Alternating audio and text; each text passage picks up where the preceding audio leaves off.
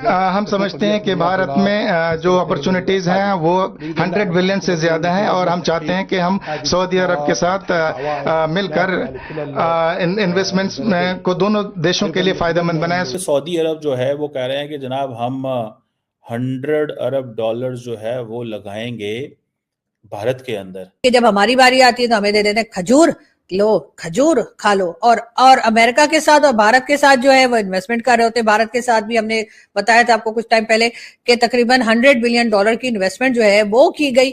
सवाल ये पैदा होता है कि पाकिस्तान के अंदर कब वो ये अरबों डॉलर लगाएंगे?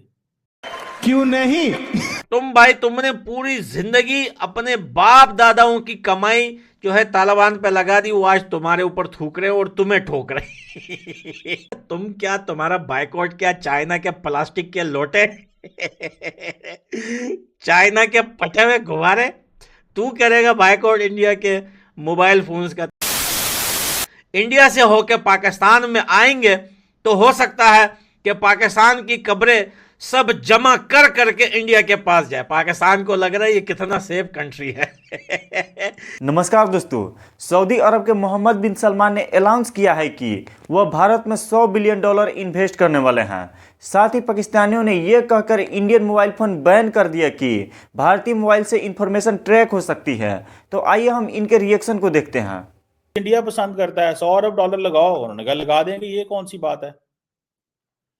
और हम जाके क्या कर रहे हैं, हम जाके उधर 100 रुपये ऐसे तरसने अब क्यों? इंडिया के अंदर उन्होंने कहा पेट्रोकेमिकल में लगाएंगे, इंफ्रास्ट्रक्चर में लगाएंगे, माइनिंग में लगाएंगे और चीजों में लगाएंगे। सऊदी अरब को तो हमने पूरे का पूरा बलूचिस्तान दे रहे हैं कि भाई साहब आए लगाएं यहाँ पे पैसा, मिनरल्स हैं वहां के अंदर, वहां पे मिनरल्स हैं, आए निकालें पैसा लगाएं। पाकिस्तान की सारी जो सी कोस्ट है 1000 किलोमीटर की, जिसे ब्लू इकोनॉमी आप कहते हैं, सारी की सारी फूड चाहिए उनको, तो वहां से लें ना आके वो पैसा लगाएं, पैसा लगाएं, ये चीज है। So energy, refining, petrochemical, infrastructure, agriculture, mineral mining, ये वो चीजें हैं जो वो इंडिया में इन्वेस्ट करना चाहते हैं। तो क्या पाकिस्तान सऊदी अरब को एग्रीकल्चर लैंड नहीं दे सकता? क्या पाकिस्तान के अंदर इंफ्रास्ट्रक्चर की नहीं है जरूरत? रिफाइनरिंग पाकिस्तान में नहीं लग सकती? भाई 240 मिलियन का मुल्क है, इतनी बड़ी मार्केट है, हमें भी तो तेल चाहिए होता है ना। हम भी तो चाहते हैं कि जो अरामको है वो यहाँ पे हमारे साथ आके पार्टनरशिप करे। अगर अरामको रिलायंस इंडस्ट्रीज के साथ पार्टनरशिप करती है, अब होगा क्या कि सऊदीज इंडिया में बैठ के जो रिलायंस के साथ अगर वो पेट्रोकेमिकल में इन्वेस्टमेंट्स करते हैं या बाकी एरियाज में इन्वेस्टमेंट करते हैं, तो इंडिया हब बन जाएगी और हम यहाँ पे बैठे हुए देखेंगे। जिस तरह बहुत सारी मार्केट जो है, बहुत सारी कंपनीज साउथ ईस्ट एशिया से उठती हैं और वो इंडिया आके बैठ गई, वो कहती है India is a bigger place. वो जो सप्लाई चेन है जिसके ऊपर डॉक्टर जयशंकर का मेन फोकस है, वो सारे का सारा वहां बन जाएगा। बनना यहां पे चाहिए था, लेकिन इंडिया को ये एडवांटेज है क्योंकि इंडिया अमेरिका का पार्टनर है। हमारा ये प्रॉब्लम है कि we are not American partner in that line. वैसे हमारी अमेरिका से ठीक है, लेकिन जो जिस तरह का हाथ अमेरिका ने उनके ऊपर रखा हुआ है, हमारे ऊपर तो नहीं रखा हुआ।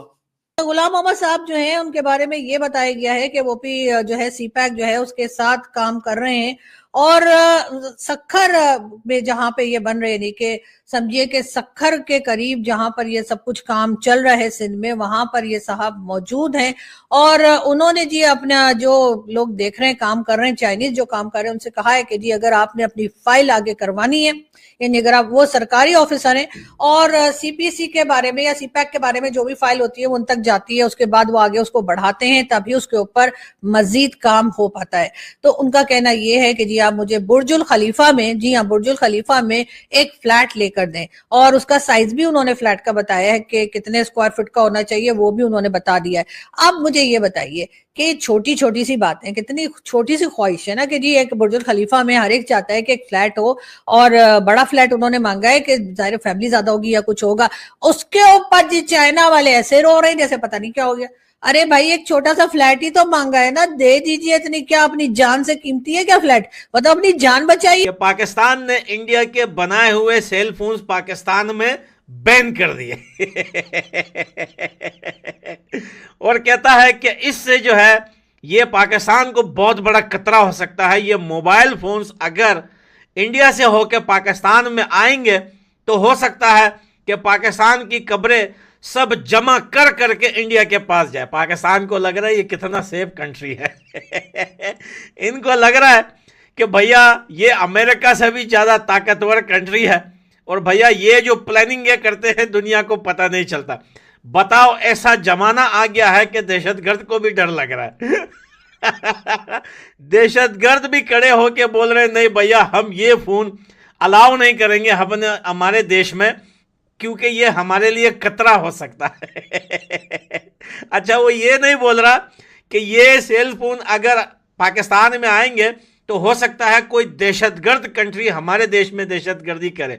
नहीं, उनके कहने का मकसद ये है कि अगर ये सेल फोन्स पाकिस्तान में आएंगे हो सकता है हमारी दहशतगर्दी का पता पहले ही इंडिया को पता चल जाए और इंडिया ने ये मोबाइल फोन सिर्फ इसलिए लॉन्च किए हैं कि रुको भैया, ये इसलिए बनाए हैं कि पाकिस्तान भेजें और पाकिस्तान की जो है हालत हम जमा करें कि पाकिस्तान में हो क्या रहा है।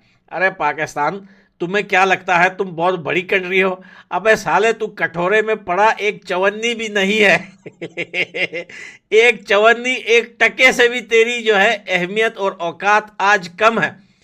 इंडिया ट्रेड कर रहा है, इंडिया दुनिया में चीज़ें इंपोर्ट एक्सपोर्ट कर रहा है, इंडिया आज आईफोन बना रहा है, इंडिया आज वो वेपन्स बना रहा है जो यूएसए के आगे लोग घुटने झुकाकर हजारों साल से कहते थे कि यार ये वेपन हमें दे दो, और तुम बोलते हो कि हम ये मोबाइल फोन पाकिस्तान में बैन कर देंगे